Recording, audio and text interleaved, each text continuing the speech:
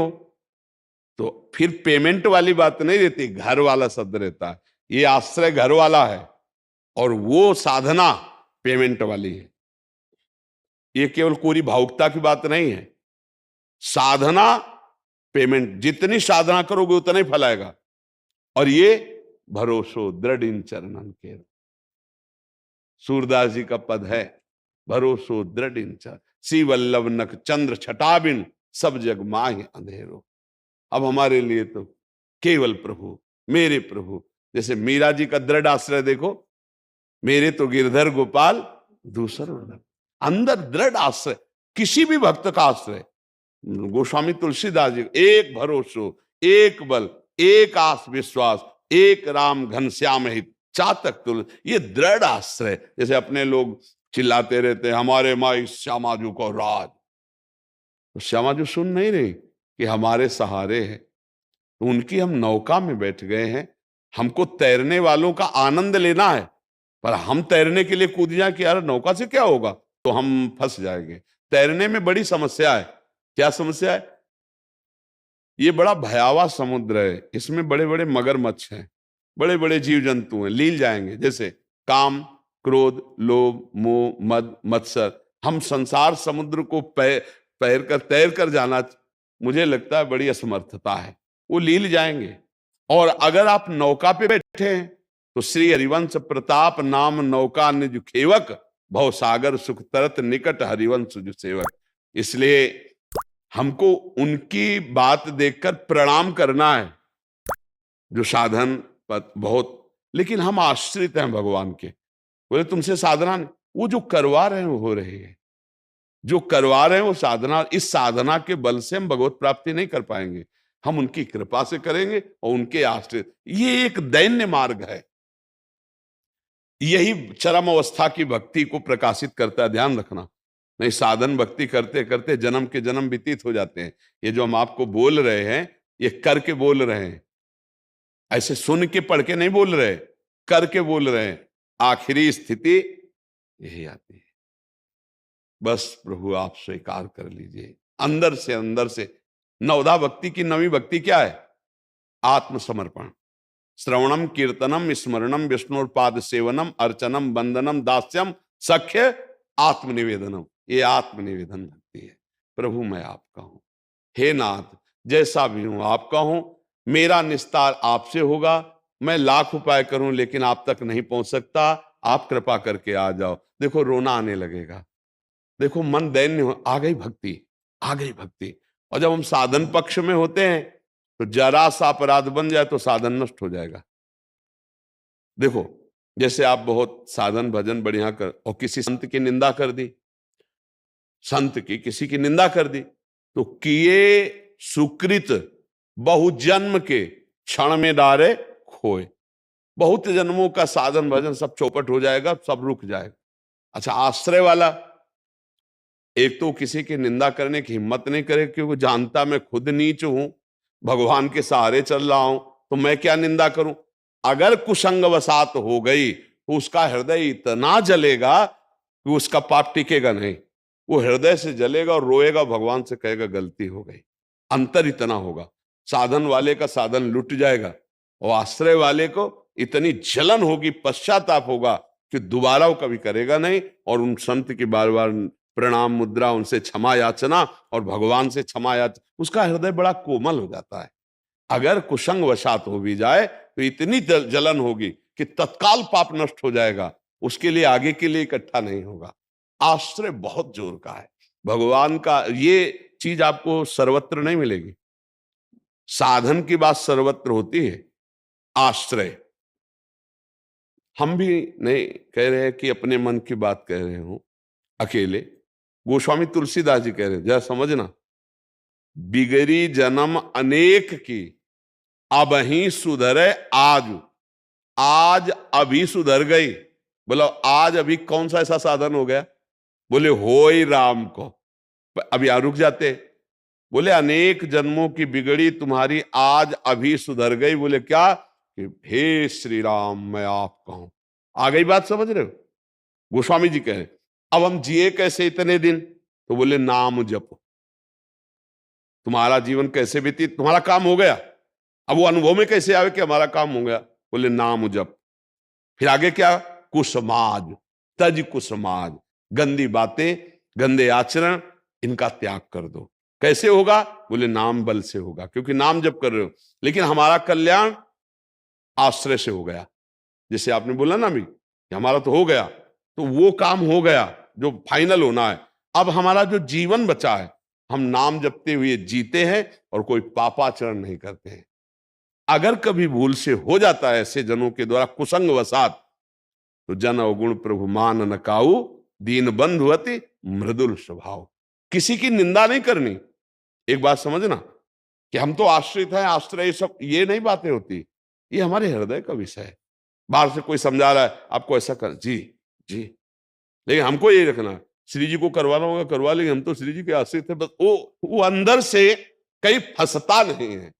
ये जो बताया कि वो दूसरे को साधन को दे, उसने आश्रय लिया नहीं, दूसरे को देख कैसे रहे हो? आश्रित तो अपने और अपने प्रभु को देखता है, दूसरे को नहीं। दूसरे कोई ज्ञान से चल रहे हैं, कोई योग से चल रहे हैं, कोई कर्म योग से बड़े साधन है, सबको प्रणाम है। हमारी योग्यता नहीं थी तो हमें भगवान का आश्रय मिल गया, हम आश्रय से चल रहे हैं। और आश्रय वाले का कभी पतन नहीं होता। नामे भक्ता प्रणश्यति। आश्रय वाले की पूरी जिम्मेदारी होती, करो सदा तिनके रखवारी, जिम बालक राखे महतारी। इसलिए आश्रित, भगवद आश्रित, भगवद आश्रित, ये बात खुद समझ में आ जाएगी। पहली भूमिका हो गई हम आश्रित है, दूसरा हमें नाम जपने का प्रयास करना है, तीसरा हमसे कोई पापाचरण न हो, ये भगवान के बल से प्रयास रखना है, पक्का भगवत प्राप्ति। दो बाद की बात है। पहली बात है होई राम को, पहले हम प्रियाजू के हैं, श्री जी के हैं, ये बात हमारी ठसक आ गई। अब राधा राधा राधा, अब कोई गंदे काम हमसे ना हो जाए, ये हमें ध्यान रखना है। अगर हो जाते हैं भूल से तो हम प्रभु के सामने ही रोते हैं, उनसे क्षमा याचना करते। पक्का भगवत प्राप्ति का ये बहुत सरल और सिद्ध मार्ग है, बड़े बड़े संतों से ये पास है। इसमें ऐसा नहीं कि केवल हम एक नई रीति चला रहे। गोस्वामी जी कह रहे, बिगड़ी जन्म अनेक की अब ही सुधरे आज, होई राम को नाम जप तुलसी तज कुसुमात। नमेश आहूजा जी पटियाला। श्री हरिवंश प्यारे गुरुदेव। राधा वल्लभ श्री हरिवंश महाराज जी, आपके चरणों में कोटि कोटि प्रणाम।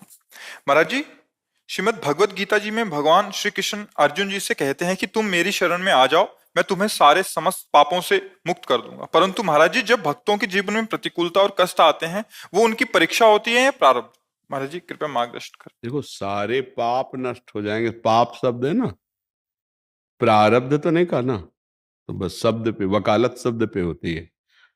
सारे पाप में संचित पाप जो हमारे जमा जन्म जन्मांतरों के, वो हो गए। आगे जो हमसे पाप बन जाएंगे वो हो गए। वर्तमान में जो हमसे गलती हो रही वो हो गए। लेकिन जो पूर्व पाप से निर्मित हमारा शरीर है, उसका पहले से बात हो चुकी है कि 10 वर्ष में आपको चोट लगेगी, 15वें वर्ष में आपका ये होगा, 20वें वर्ष में ये होगा। जो विधान लिखा हुआ है वो भोगना पड़ता है। अब ना आगे है न पीछे है, न वर्तमान का कोई पाप है। अहम तो हम सर्व पापेभ्यो। लेकिन प्रारब्ध, प्रारब्ध शब्द नहीं कि मैं तेरे सारे प्रारब्ध मिटा दूंगा, ऐसा तो नहीं। ये रचना शरीर की प्रारब्ध से हुई है। प्रारब्ध 2 प्रकार के होते हैं, एक पुण्य और एक पाप। पाप का प्रारब्ध दंड रूप में आता है, कष्ट रूप में, विपत्ति रूप में, संकट रूप में। और पुण्य जो है सुविधा, उत्साह, अनुकूलता, सम्मान, इसके रूप में आता है। तो ये दोनों प्राप्त होते रहते हैं पूरे जीवन भर। भगवान के भजन से इसको सहने की सामर्थ्य मिलती है। पूर्व पाप नष्ट हो गए, आगे के पाप नष्ट हो जाएंगे, वर्तमान में जो गलती हो जाएगी वो क्षमा हो जाएगी। लेकिन शरीर जिससे बना है वो भोगना पड़ेगा। ठीक है ना? अब समझ में आ रही ना? प्रारब्ध अलग चीज है, संचित कर्म और आगे के कर्म, वर्तमान के कर्म, ये अलग चीज है। अहम त्वाम सर्व पापेभ्यो मोक्षयिष्यामि मा शुचा, तुम्हें सर्व पापों से मैं मुक्त कर दूंगा। लेकिन जिस शरीर की रचना जिन कर्मों से हुई है वो अवश्य में भोक्तव्यम कृतम कर्म शुभाशुभम, वो भोगने पड़ेंगे। इसलिए बड़े बड़े संत सामर्थ्यशाली होते हुए भी भगवान के द्वारा प्राप्त सामर्थ्य से शरीर के कर्म को भोग लेते हैं, जो पूर्व के कर्मों से थोड़ा सा हिस्सा लेकर इसका निर्माण किया गया। अभी गोदाम जमा था तो हरि ने उसमें आग लगा दी, आगे जो गलती होगी उसमें आग लगा दी, वर्तमान में जो हो रही वो क्षमा कर देंगे, बड़े कृपालु हैं। लेकिन जो रचना हो गई उसे भोगना पड़ेगा। समझ पा रहे हैं आप जी? अनंता व्यास जी। श्री हरिवंश। गुरुदेव, आपके चरणों में कोटि कोटि प्रणाम। गुरुदेव, हम विषय व्यक्ति संबंधों से कैसे हारें? बस यही बात यहाँ पहले सुधार करनी, पहले अपने को विषय नहीं स्वीकार करना। मैं प्रभु का पहले बात करो। यहां से हमारे सवाल में एक भी हासिल छूट जाए तो हल नहीं होगा।